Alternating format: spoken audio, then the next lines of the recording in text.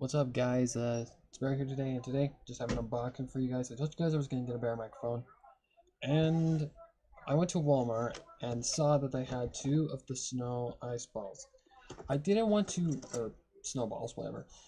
I didn't want to get this one because I had heard problems about it, but I figured why not give it a try first. So I'm going to get this out of the box. I already arranged, opening it up. So let's get this baby out. Maybe. Let's see if I can get it open down here. Okay, there we go.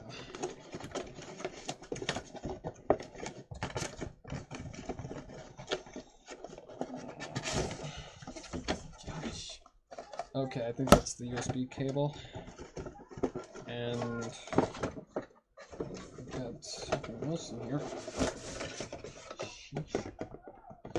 Alright, there's the box. And I think this is the microphone just from the heft. Okay, so how do you get this open? Oh, like that. Okay, so we got her open.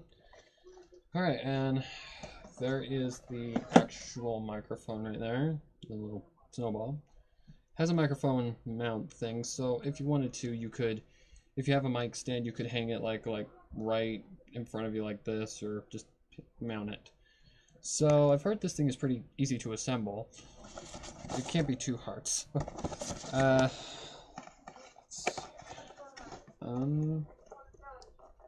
okay. So I'm guessing this is the USB cable and the mount. Okay, there's the USB, and here is the mount. The mount, don't care for what it's really, made out of. It's made out of like a plastic rather than the metal, like the one I was going to get. Okay. So that sits pretty nice right there. And the USB cable, we'll get that out in a minute. Instructions, I'm guessing. Yeah. So this is the microphone. Instructions, anything else?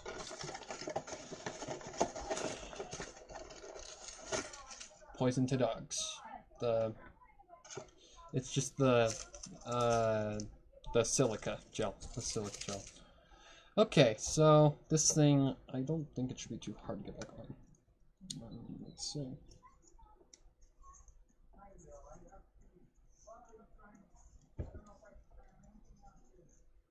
Okay. Oh shit.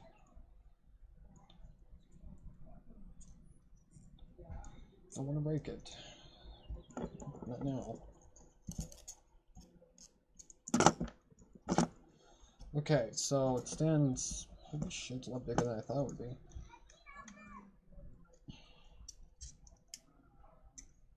I'm just gonna close those. Okay. Keep that on there. Okay, now it looks like a little thing. Right here in the back is the USB input. That's what goes into the computer, which is just right here in front of me. So we're going to, yeah, just gonna set it down. I have to say, pretty easy to set up, and pretty big too. It's a lot bigger than I thought it was going to be. So right here would actually be perfect for it. But we're going to do a sound check on it to make sure it sounds good. So I will be back, and I'm going to switch to the PC so that you guys can hear what this sounds like. So I'm going to run some tests, and be right back. See ya. Alright, you guys are now officially hearing me through the blue snowball microphone. And as you guys can tell, there is a little bit of a sound coming through the microphone, which by the time you guys hear this, it'll be edited out. But the AC is on, and my laptop fan is on. Now, that's the one thing about this microphone that gets caught a lot is fans, air, door slamming. Things like that are the only thing this thing is going to catch as far as background noise. If you have a soundproof room, you're good to go. But the first time that I actually plugged this thing in, I immediately noticed that there was something being caught. And when I plugged back in my headphones and, listened, I noticed that it was catching everyone out in the front room. And I was like, whoa, okay, this thing is very powerful. So when I record with this thing, I have to have fans off. I have to have windows shut, ACs off. The house has to be completely dead of sound. And yeah, this is 2 days later, so I have played around with it, the sensitivity. I've recorded 2 reactions, one to the new MLP episode, and one to Lost Silent Ponyville finale. And I have also done a reading, which is the sequel to Can't Stand to Be Apart. And I have to say that the audio quality is absolutely beautiful, especially after it's edited and all that stuff. Now, here's the only parts where I'm going to, edit the audio, and that will be for readings. If I am doing a reading, the house has to be completely dead. That means no windows open, no ACs running, no fans running. Nothing can get into the room, otherwise it is going to make a shit ton of noise, and it's going to get caught. Now, for reactions and all that stuff, the PC fan has got to be on. And no matter what, a reaction is a reaction, and seeing I go through OBS, which it captures live audio, and I can't really edit it. Yeah, a reaction is pretty much live. But I have adjusted the volume settings to make it sound a lot more better. And as you guys can tell, there's a total difference between the Blue microphone audio and the Logitech headset. Until I learned about noise reduction on the other microphone, did I not realize that you could make it sound like professional. Noise reduction does you a shit ton of wonders on freaking Audacity. Like, if something's too low, I can always, amplify it to make it sound louder. I mean, the editing process for some of these readings is crazy. Now, the only thing about this microphone that I don't care for is the stand. Like, if I tap the desk, smack my knee on the thing underneath the, desk, or even move the microphone. Like, I'm just gonna move it. As you can see, friction. Other than that, that's really the only problem. So I just have to be completely still. Now, right now, I am leaned back about, maybe 1.5 feet away from the microphone. And some people have suggested to me to get a pop filter for it. I don't think I'm going to need that, because unless you are this close to the microphone, is it going to really catch pops? Right now, I am sitting about 1.5 feet away, and it's right up to the side of my laptop, and it's kind of, just turned toward me a little bit, and it's catching me just fine. Even sitting back in my chair all the way, it catches me really well. And I'm just talking at my normal voice, so I can sit back right here and just talk. But I like to lean forward just a little bit like this.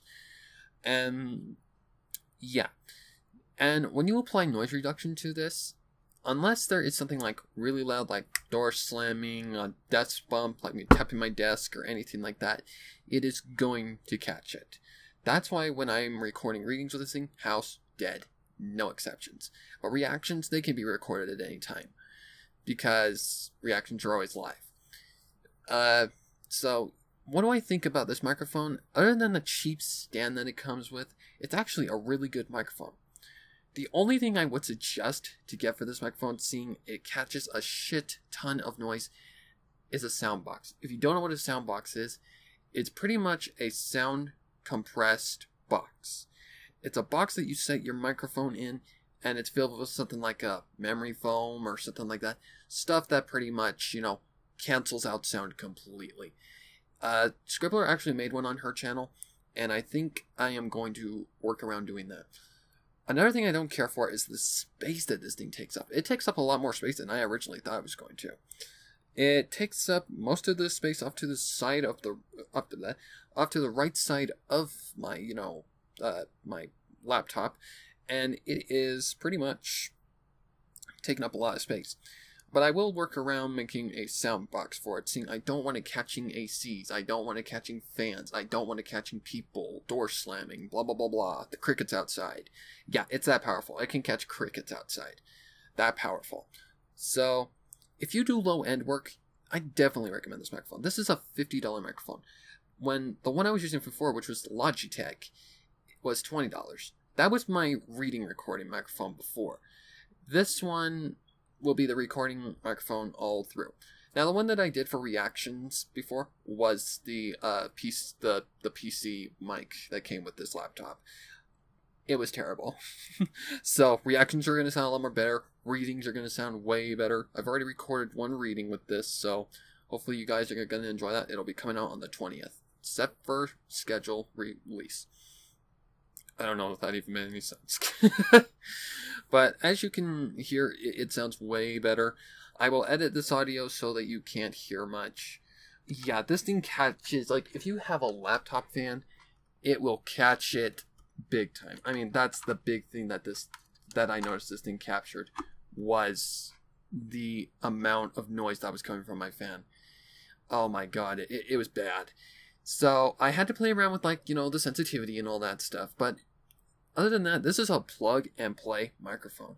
It is absolutely, it's good for its price. And yeah, I will definitely be using this microphone more often. I could have only imagined the Yeti. If this one is that sensitive, I can only imagine how sensitive the Yeti was. If you do high-end work, stuff that you make profit off of, and you need good sound quality, I definitely recommend the Yeti over this. This one has good sound quality, but the Yeti is more professional. This one, for low-end work like readings, reactions, simple stuff, this is your microphone. It's very affordable and is a great microphone. It doesn't... And the microphone itself is the snowball. It's not just the stand and the snowball. The microphone is actually pretty heavy. When I pulled it out of the box, I'm like, whoa, okay, it's a little heavier than I thought it was going to be. But yeah, that's my review on this microphone. I definitely recommend it to anybody who does low-end work. If you want to just spend $50 on an easy-to-use microphone and have it be good quality, definitely your microphone. If you want to spend $130 on the Yeti, which is a better quality microphone with more options, then you can do that. But that one is for more like high-quality stuff. That's how I put it. So yeah, guys, hopefully you guys enjoyed this review of the Blue Snowball, and I will definitely be using this more. You guys are going to hear this in the future. This will be the new voice and everything. And until next time, guys, take care. Happy horse until next time.